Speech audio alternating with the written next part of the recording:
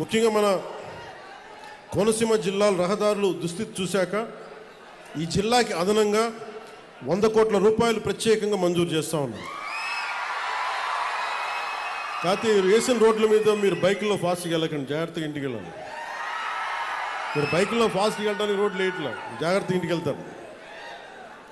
అలాగే వాడపల్లి శ్రీ వెంకటేశ్వర స్వామి ఆలయం భక్తుల 7 వారాల స్వామిగా భావించే ఈ పవిత్ర క్షేత్రానికి సౌకర్యవంతంగా చేరుకునేందుకు కొత్త రహదారి నిర్మించాలన్న అభ్యర్థనను గౌరవ కొత్తపేట శాసనసభ సభ్యులు శ్రీ బండారు సత్యానందరావు గారు గతంలో నాకు దృష్టికి తీసుకొచ్చారు. ఆ విజ్ఞప్తిని గౌరవించి గోదావరి ఏటిగట్టు మీదుగా ఆలయాన్ని నేరుగా కలుపుతున్న 7 కిలోమీటర్ల రహదారి కోసం 6 కోట్లు ఇదివరకే మంజూరు చేశాం.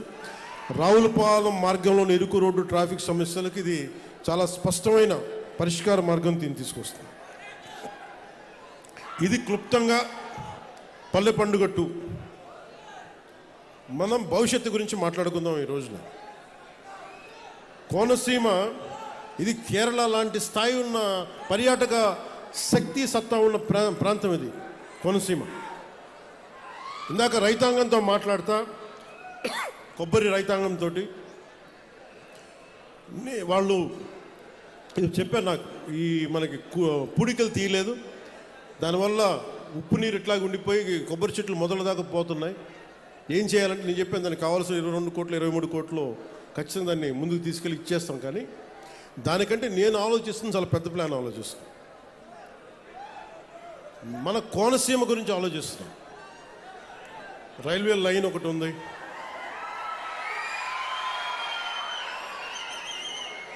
గత ప్రభుత్వానికి అండగా ఉండే పత్రికలు కొన్ని మీరేం చేశారని మాట్లాడుతూ ఉంటారు. మేము మీలాగా దోచేయట్లా,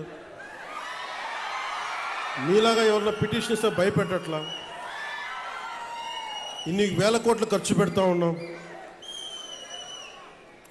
అందరికీ సకాలానికి జీతాలు ఇస్తూ ఉన్నాం, మీరు ఇచ్చిన దానికంటే పెన్షన్లు ఇంకా బలంగా ఇస్తున్నాం, వికలాంగుల పెన్షన్లు బాగా ఇస్తున్నాం మీకంటే కూడా. వీటన్నిటి మధ్యలో ఛాలెంజ్ ఏంటంటే వీళ్ళు ఏది కూడా మీ దృష్టిలో పెట్టుకోవాల్సింది ముఖ్యంగా యువత. ఎందుకంటే నేను 2014లో 9లో మాట్లాడినప్పుడు చాలామందికి నేను మాట్లాడుతున్న ఎంతవరకు వాస్తవ రూపం దాలుస్తుంది, నేను పడికట్టు పదాలతో మాట్లాడే రాజకీయ నాయకుడు నేను కాదు, నాకు తెలియదు. నేను ప్రేమగా మాట్లాడతాను, గుండెల్లోంచి మాట్లాడతాను. నాకు 2 మాటలు నాకు తెలియదు. గొడవ పెట్టుకున్నా ప్రేమించినా ఒకటిలాగా ఉంటుంది. గొడవ పెట్టుకుంటే శత్రువు అనుకుని గొడవ పెట్టుకుంటాను, మళ్ళీ వెనక్కి వెళ్ళను. ప్రేమించిన నా ఇంట్లో వాడిని కూడా ప్రేమిస్తాను. సో నేను మీకోసం నేను ఉన్నాను ఇక్కడ.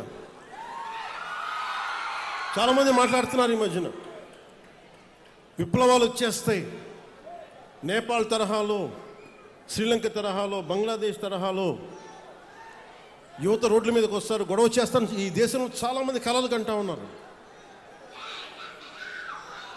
అలా చెయ్యాలి అంటే, అలా గొడవలు రావాలి అంటే అది ఎన్డీఏ ప్రభుత్వం కాదు, గత ప్రభుత్వం కనుక ఇంకొక సంవత్సరం ఉంటే ఖచ్చితంగా ప్రజలు రోడ్ల మీదకి వస్తారు.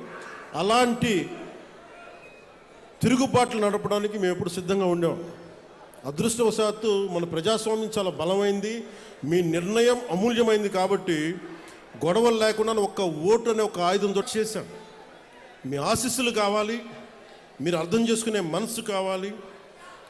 అందుకని నాకు మనస్ఫూర్తిగా రాజోల నుంచి ప్రతి ఒక్కరికి, ఆంధ్ర రాష్ట్రంలో ప్రతి ఒక్కరికి, మమ్మల్ని గెలిపించిన కుటుంబ ప్రభుత్వాన్ని గెలిపించిన ప్రతి ఒక్కరికి 2 చేతులు జోడిస్తూ మీ అందరికీ కృతజ్ఞతలు తెలియజేసుకుంటూ, పదవులు ఎలా ఉంటాయి ఏముంటాయి నాకు ఎప్పుడు తెలియదు, ఆలోచించాలి. డిప్యూటీ సీఎం అవుతాను కూడా ఆలోచించాలి, ఎమ్మెల్యేగా గెలుస్తాను కూడా ఆలోచించాలి. నా కోరిక ఒకటే, కష్టంలో ఉన్నవాడికి సాయం చేయాలి అన్నదే ఒకటే. అదే నన్ను ఇక్కడ దాకా పట్టుకొచ్చింది. మీరు నన్ను మనస్ఫూర్తిగా నమ్మండి. ఇందాక చెప్పినట్టుగా ఒక ఇంటికి పెద్ద కొడుకు ఎలా ఉంటుందో ఈ ప్రభుత్వాన్ని ఒక పెద్ద కొడుకుగా భావించి మీరు నమ్మండి. మీరు దీనికి ఒక 15 సంవత్సరాల సమయం కావాలి మాకు. అందుకని ఈ రోజున 100 కోట్లు ఇవ్వగలుగుతున్నాం అంటే 2014 నుంచి 19 వరకు, 2019 నుంచి 24 వరకు కనీసం ఎన్ని కోట్లు వచ్చినాయి మీరు చెప్పండి ఒకసారి మన కోనసీమకి. దీన్ని బట్టి మీరు అర్థం చేసుకుని ఎంత కమిటెడ్గా పనిచేస్తున్నామని.